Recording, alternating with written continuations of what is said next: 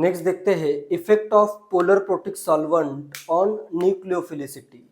Effect of polar protic solvents, effect of polar protic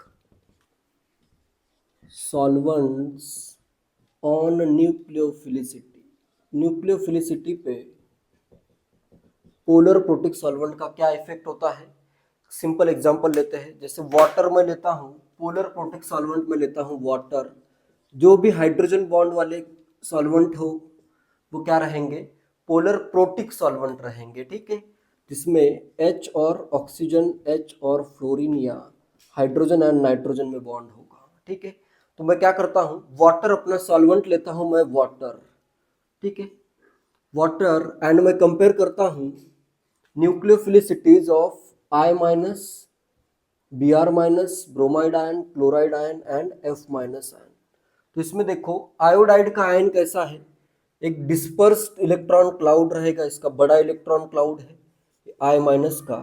और इसमें जैसे अभी इलेक्ट्रॉन डेंसिटी शिफ्ट हो गई है, स्प्रेड हो गई है, तो इसको ज़्यादा वाटर मॉलिक्यूल सॉल्वेट नहीं करेंगे। लेकिन F माइनस का इलेक्ट्रॉन क्लाउड कैसा है, कॉन्सेंट्रेटेड है, एक ही जगह पे स्मॉल इलेक्ट्रॉन क्लाउड है।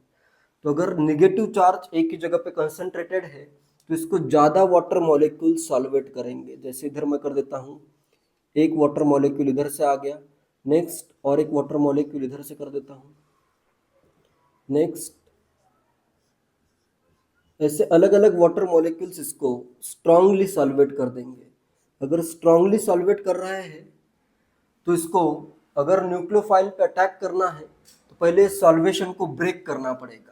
इधर भी वाटर मॉलिक्यूल रहेंगे लेकिन इसको ज़्यादा उतना पावरफुली सॉल्वेट नहीं करेंगे, क्योंकि ये इलेक्ट्रॉन क्लाउड स्प्रेड हो चुका है, काफ़ी बड़े स्पेस में है, तो इसको ज़्यादा तो सॉल्वेट ये नहीं करेंगे।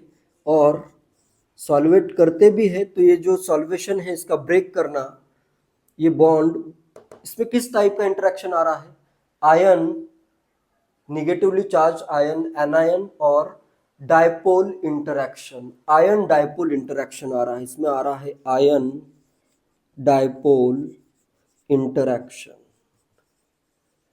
आयन पे अगर चार्ज कॉन्सेंट्रेटेड है तो ये जो इंटरेक्शन होगा ये स्ट्रॉन्गर इंटरेक्शन होगा। ये जो इंटरेक्शन आ रहा है क्या आएगा, स्ट्रॉन्गर इंटरेक्शन। और ये जो इंटरेक्शन आएगा वो क्या होगा, वीकर इंटरेक्शन, वीकर इंटरेक्शन। तो ये जो अपना आयोडाइड का इलेक्ट्रॉन क्लाउड है, डिस्पर्स्ड है, तो इसका ये बॉन्ड ब्रेक करना या इंटरेक्शन ब्रेक करना बहुत इजी है, तो अपने इलेक्ट्रॉन ये इजीली डोनेट कर सकता है। फ्लोराइड को ऐसे बहुत सॉल्वेशन हो गया, बहुत सारे वाटर मॉलिक्यूल ने इसको सराउंड कर दिया है, तो अगर सराउंड किया है तो ये इलेक्ट्रॉन अगर डोनेट करने हैं तो पहले तो इसको ये सॉल्वेशन जो हुआ है ये इंटरेक्शन ब्रेक करना पड़ेगा, जो कि डिफिकल्ट होगा। क्यों डिफिकल्ट है, क्योंकि ये स्ट्रॉन्गर इंटरेक्शन है, तो ये डिफिकल्ट टू ब्रेक है, तो ये इलेक्ट्रॉन अपने इजीली डोनेट नहीं कर पाएगा। ये इंटरेक्शन ब्रेक करना बहुत इजी है, तो ये अपने इलेक्ट्रॉन इजीली डोनेट करेगा। तो न्यूक्लियोफिलिसिटी का ऑर्डर क्या आएगा, I माइनस सबसे ज़्यादा न्यूक्लियोफिलिक होगा, फ्लोरीन माइनस सबसे कम न्यूक्लियोफिलिक होगा। तो ये सिंपल सा लॉजिक है। इसमें इसमें कुछ पॉइंट्स पढ़ता हूँ, समझ लो। Weak basis like I minus interact weakly with protic solvents, whereas strong bases F minus interact more strongly. At least one of the ion dipole interaction must be broken. Ion dipole interaction must be broken before the nucleophile can participate in an ascent to reaction. इसको अगर electron अपने donate करने हैं accent to reaction में, तो सबसे पहले क्या करना पड़ेगा, इसको ये जो इंटरेक्शन है ये ब्रेक करना पड़ेगा। तो ये इंटरेक्शन ब्रेक करना क्या है, रिलेटिवली इजी है, इसलिए अपने इलेक्ट्रॉन इजीली डोनेट करता है। ये अपने इलेक्ट्रॉन इजीली डोनेट नहीं कर सकता है। जो अपने इलेक्ट्रॉन इजीली डोनेट करेगा वो ज़्यादा मोर न्यूक्लियोफिलिक होगा। तो ये आएगा न्यूक्लियोफिलिसिटी का ऑर्डर। सेकेंड पॉइंट चाहे तो और एक बार पढ़ता हूँ। पहले तो क्या है, weak basis like I minus interact weakly with protic solvents, whereas strong bases F minus interact more strongly At least one of the ion dipole interaction must be broken before the nucleophile can participate in an SN2 reaction. Hence, it is easier to break ion dipole interaction between an I minus iodide ion and the solvent. ये वाला interaction break करना क्या है, weaker interaction को break करना easy है. Hence, it is easier to break an ion dipole interaction between an iodide ion and the solvent. Hence, the nucleophilicity order is I minus ज़्यादा nucleophilic, fluorine F minus less nucleophilic हो जाएगा. तो simple logic का use करो. तो अगर एक reaction अगर मैं लूँ, जैसे रिएक्शन हो रही है CH3, ठीक है, रिएक्शन भी बताता हूँ और न्यूक्लियोफिलिसिटी का जो ऑर्डर आता है वो भी देखते हैं. Next, relative nucleophilicity towards CH3I, relative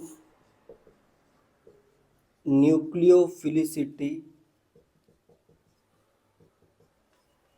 towards CH3I in methanol. इन कर देता हूं मैं मिथेनॉल CH3OH. ये अपना सॉल्वेंट है, पोलर प्रोटिक सॉल्वेंट है. CH3I के साथ न्यूक्लियोफाइल की रिएक्शन हो रही है. अपना CH3I है, इसमें न्यूक्लियोफाइल अटैक करेगा और फॉर्म हो जाएगा CH3NU and iodide ion as a leaving group leave हो जाएगा. तो इसमें इस SN2 रिएक्शन के लिए जो न्यूक्लियोफिलिसिटी का ऑर्डर आता है for reaction between the methyl iodide and a nucleophile in the solvent methanol. Methanol यहाँ पे अपना पोलर प्रोटिक सॉल्वेंट है. तो इसमें जो ऑर्डर आता है वो बहुत ही इंपॉर्टेंट है. इसमें अगर RS माइनस आयन है तो बहुत ज़्यादा न्यूक्लियोफिलिक है. नेक्स्ट आता है आयोडाइड आयन. नेक्स्ट आता है इसमें cyanide ion Cn minus ion.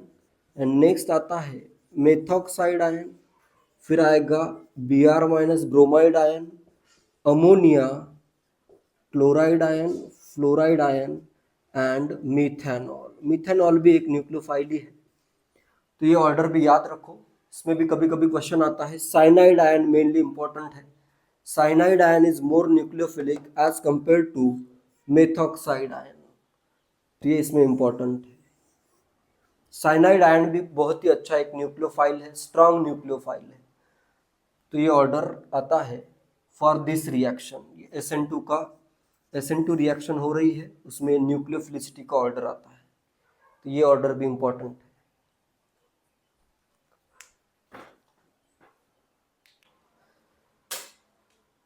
Factors affecting rate of SN2 reaction में थर्ड फैक्टर अपन ने देखा concentration and reactivity of nucleophiles. इसके बाद नेक्स्ट फोर्थ फैक्टर आता है द इफेक्ट ऑफ सॉल्वेंट. कौन सा सॉल्वेंट इसमें यूज होना चाहिए.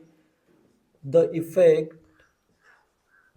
ऑफ सॉल्वेंट, कौन सा सॉल्वेंट SN2 रिएक्शन के लिए सुटेबल है. SN2 रिएक्शन में अपन ने ये देखा कि जो अपना न्यूक्लियोफाइल होना चाहिए RX है, न्यूक्लियोफाइल क्या होना चाहिए, high concentration of strong nucleophile होना चाहिए.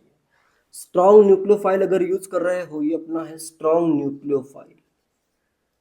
स्ट्रॉन्ग न्यूक्लियोफाइल का अगर हाई कॉन्सेंट्रेशन है तो SN2 रिएक्शन फास्ट होगी. तो अभी इसमें सॉल्वेंट अगर मैं पोलर प्रोटिक यूज करूं तो क्या प्रॉब्लम है. पोलर प्रोटिक सॉल्वेंट अगर यूज करूं मैं तो ये पोलर प्रोटिक सॉल्वेंट अपने न्यूक्लियोफाइल, स्ट्रॉन्ग न्यूक्लियोफाइल को सॉल्वेट कर देगा. अगर इसको सॉल्वेट कर देता है तो फिर इसका अटैक क्या हो जाएगा, डिफिकल्ट हो जाएगा. तो पोलर प्रोटिक सॉल्वेंट यूज नहीं होगा. इस रिएक्शन में अगर पोलर प्रोटिक सॉल्वेंट का यूज किया तो क्या प्रॉब्लम हो रहा है.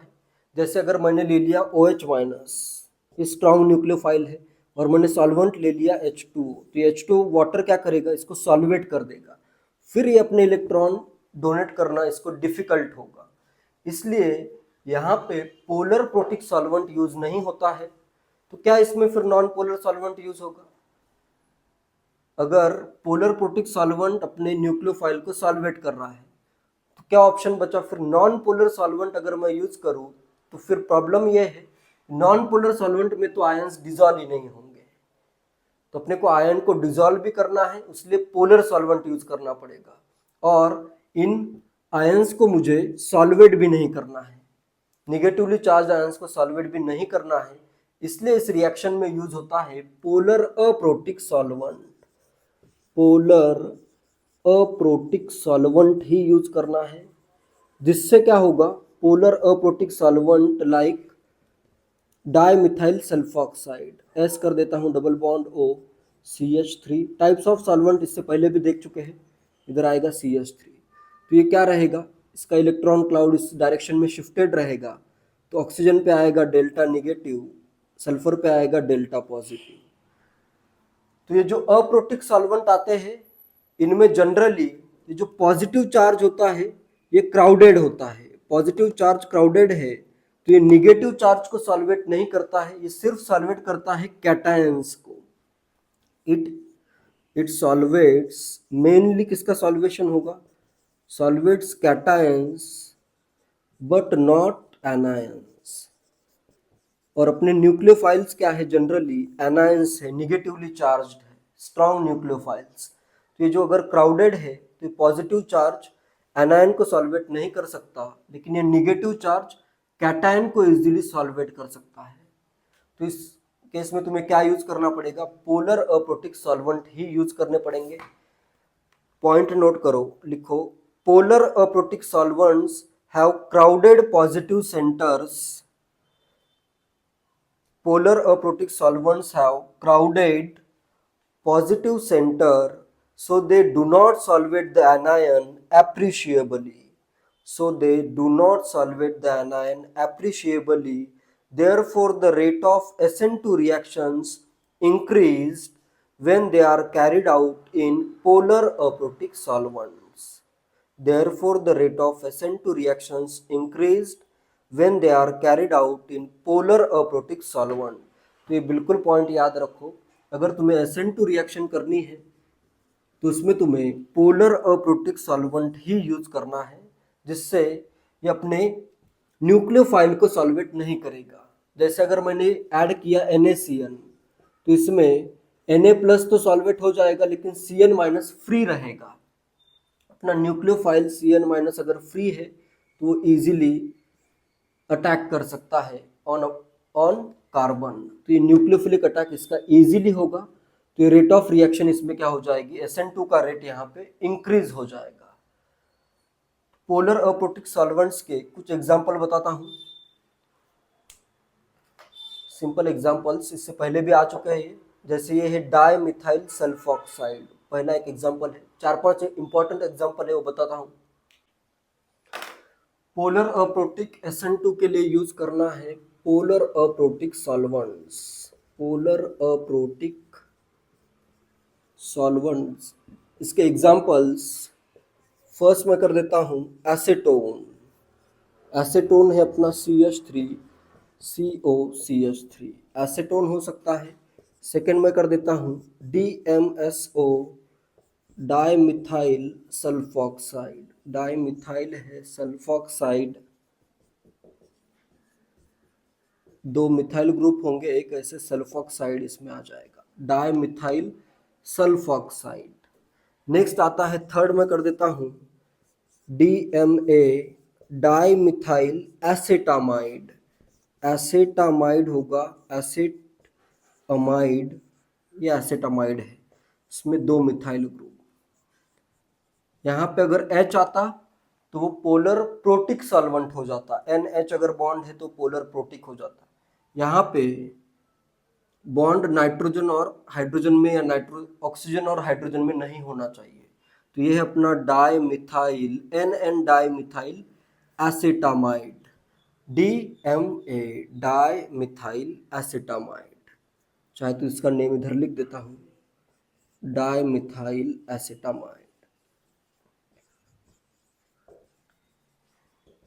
एंड नेक्स्ट आता है fourth DMF, DMF dimethyl formamide.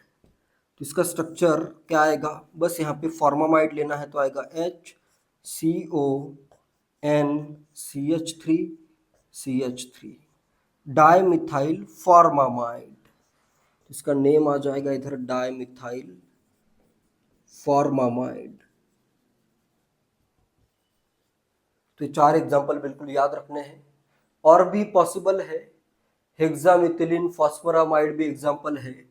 5th हेक्सामिथिलीन फॉस्फोरामाइड, हम ये भी आता है सॉल्वेंट, वो इतना यूजफुल नहीं है। इसका स्ट्रक्चर तुम प्रीवियस लेक्चर्स के वीडियोस में देख सकते हो, ठीक है। टाइप्स ऑफ सॉल्वेंट का वीडियो है, उसमें इसका भी स्ट्रक्चर है, तो देख सकते हो। तो ये मेनली कॉमनली, ये 3 बहुत कॉमनली तुम्हें हर जगह पे मिल जाएंगे, DMF, DMA एंड DMSO। तो ये सॉल्वेंट्स और इसके स्ट्रक्चर बिल्कुल क्लियर होने चाहिए। ये अपने हैं polar aprotic solvents. SN2 reaction में इन्हीं सॉल्वेंट्स का यूज करना है, जिससे रेट ऑफ SN2 रिएक्शन बहुत ज़्यादा इंक्रीज हो जाएगा। क्वेश्चन है which is stronger base, RO minus और RS माइनस में स्ट्रॉन्गर बेस कौन सा है। एसिडिटी का जो ऑर्डर आता है down the group acidity increase होती है, तो यहाँ पे RSH is more acidic as compared to ROH। Alcohol का पीके अराउंड 16 to 18 होता है, RSH का पीके अराउंड 7-8 के अराउंड होता है। पीके कम मतलब एसिडिटी ज़्यादा, तो बेसिक स्ट्रेंथ का ऑर्डर, इनके कॉन्जुगेट बेस की बेसिसिटी जो आएगी, RO minus is more basic as compared to RS minus, तो स्ट्रॉन्गर बेस आएगा इधर RO minus. Next, which is better nucleophile in aqueous solution. Aqueous solution में बेटर न्यूक्लियोफाइल कौन सा है, तो ये न्यूक्लियोफिलिसिटी का ऑर्डर अभी अपन ने पढ़ा ही है। साइज इसमें मोर पोलराइजेबल क्या है, RS minus is more polarisable. इसका इलेक्ट्रॉन क्लाउड बड़ा इलेक्ट्रॉन क्लाउड है, मोर पोलराइजेबल है, तो इजीली ये एक्वस सॉल्यूशन में अपने इलेक्ट्रॉन डोनेट कर सकता है। लेकिन RO माइनस का इलेक्ट्रॉन क्लाउड क्या है, ये बहुत ज़्यादा सॉल्वेट हो जाएगा, smaller electron cloud highly solvated हो जाएगा। इधर काफ़ी सारे वाटर मॉलिक्यूल इसको सॉल्वेट करेंगे, जिससे ये अपने इलेक्ट्रॉन इजीली डोनेट नहीं कर पाएगा, तो इसकी न्यूक्लियोफिलिसिटी कम हो जाएगी। तो एक्वस सॉल्यूशन में RS minus is a better nucleophile, ये अपना हो जाएगा, ये न्यूक्लियोफिलिसिटी का ऑर्डर है और इसका आंसर आ जाएगा RS minus is a better nucleophile and but RO minus is a better base या स्ट्रॉन्गर बेस आ जाएगा। तो डाउन द ग्रुप वाला कॉन्सेप्ट याद रखो, ऊपर से नीचे अगर जाओगे तो साइज इंक्रीज होगी, बेसिसिटी कम हो जाएगी, लेकिन न्यूक्लियोफिलिसिटी इंक्रीज होगी। तो ये सिंपल लॉजिक का यूज करना है इसमें।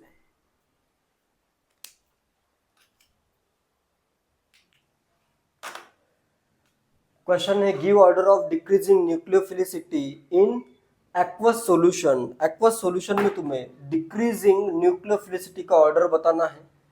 तो यहाँ पे न्यूक्लियोफिलिसिटी का ऑर्डर देखते हैं। न्यूक्लियोफिलिसिटी सबसे ज्यादा स्ट्रॉन्गेस्ट न्यूक्लियोफाइल कौन सा होगा इसमें। इसमें देखो, पहले तो देखना है निगेटिव चार्ज किस पे है और कितना ज्यादा नेगेटिव चार्ज है। इन सब पे आ रहा है नेगेटिव चार्ज, इसमें भी अभी ये देखो सल्फर, इन सब में डोनेटिंग एटम क्या है, ऑक्सीजन है। CH3S माइनस में डोनेटिंग एटम सल्फर है। सल्फर का इलेक्ट्रॉन क्लाउड डिस्पर्स्ड है, लूजली हेल्ड इलेक्ट्रॉन्स है, तो ये इजीली इलेक्ट्रॉन डोनेट करेगा। तो सबसे ज्यादा न्यूक्लियोफिलिक हो जाएगा CH3S माइनस। नेक्स्ट अभी कंपेयर करना है, ये निगेटिवली चार्ज 3 बच रहे हैं जिसमें डोनेटिंग एटम सेम है। एसिडिटी का ऑर्डर क्या आता है, acidity of acetic acid is more acidic as compared to phenol PHOH and which is more acidic as compared to water। तो ये आया एसिडिटी का ऑर्डर। तो बेसिसिटी का जो ऑर्डर होगा वही न्यूक्लियोफिलिसिटी का ऑर्डर होगा। तो बेसिसिटी का ऑर्डर क्या आएगा, OH minus is more basic as compared to phenoxide which is more basic as compared to acetate ion. Acetate ion में देख सकते हो कि एक ऑक्सीजन पे -½ चार्ज है, इधर पूरा का पूरा -1 चार्ज है। फेनॉक्साइड में भी ऑक्सीजन पे -1 चार्ज है, लेकिन ये बेंजीन रिंग के साथ रेजोनेंस में है, इसलिए ये ऑर्डर आएगा नेक्स्ट इनके न्यूक्लियोफिलिसिटी का भी। नेक्स्ट आएगा OH minus and then phenoxide PHO minus and then आएगा CH3COO माइनस, और ये भी न्यूट्रल है, बाकी सब निगेटिवली चार्ज थे, ये न्यूट्रल है। तो इसकी न्यूक्लियोफिलिसिटी कम हो जाएगी, ये कम इजीली इलेक्ट्रॉन डोनेट करेगा। पीके इसका है 4.76, इसका 10, इसका है 15.7। तो ये एसिडिटी का ऑर्डर है। इसके जस्ट अपोजिट उसके कॉन्जुगेट बेस के बेसिसिटी का ऑर्डर आएगा। और वही if donating atom is same, then nucleophilicity is same as basicity. Stronger the base, better will be nucleophile. It is a better nucleophile. Stronger base is better nucleophile. तो ये आ जाएगा अपना nucleophilicity का order in aqueous solution.